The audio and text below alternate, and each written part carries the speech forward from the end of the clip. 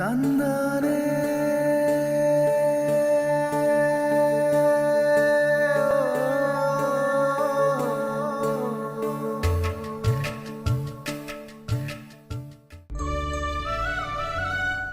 ರೀ ತಗೊಳ್ರಿ ನೀರು. ರಂಗ ತೊಟ್ಟಿಗೆ ಹೋಗೋಣ ಬಾ.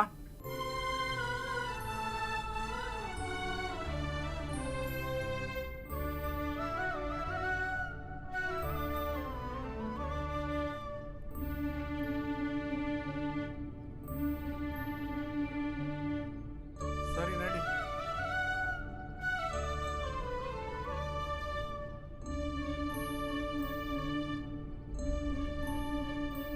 ರೀ ಊಟಕ್ಕೆ ಬನ್ರಿ. ಬಂದೆ ಇರಮ್ಮಿ. ಬರ್ರೋ ಊಟ ಮಾಡೋಣ. ಮಾಡಿ ಅಣ್ಣ.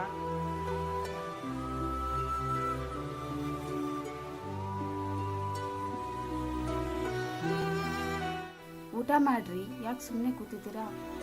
ನಂಗೇನೋ ಹೊಟ್ಟೆ ಹಸಿತಲ್ಲ ಕಣಮ್ಮಿ ಇವತ್ತು. ಯಾಕೆ ಬೇಜಾರಾಗಿದ್ದೀರಾ? ಏನೋ ಇವತ್ತು ಮನಸ್ಸೇ ಸರಿ ಇಲ್ಲ. ಏನು ಮಾಡೋದು, ಈ ವರ್ಷ ಒಳ್ಳೆ ಮಳೆ ಇಲ್ಲ, ಒಳ್ಳೆ ಬೆಳೆ ಬರುತ್ತೋ ಇಲ್ಲ ಗೊತ್ತಿಲ್ಲ. ಊರೆಲ್ಲ ಸಾಲ ಮಾಡಿದ್ದೀನಿ, ಹೆಂಗ್ ತಿಸೋದು ಗೊತ್ತಿಲ್ವಲ್ಲ. ನೀವೇನು ಯೋಚನೆ ಮಾಡಬೇಡ್ರಿ.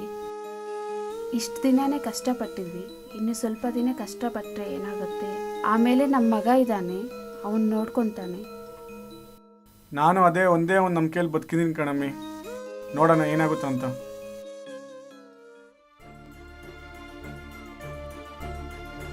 ಅಪ್ಪ, ಹೇಳಪ್ಪ.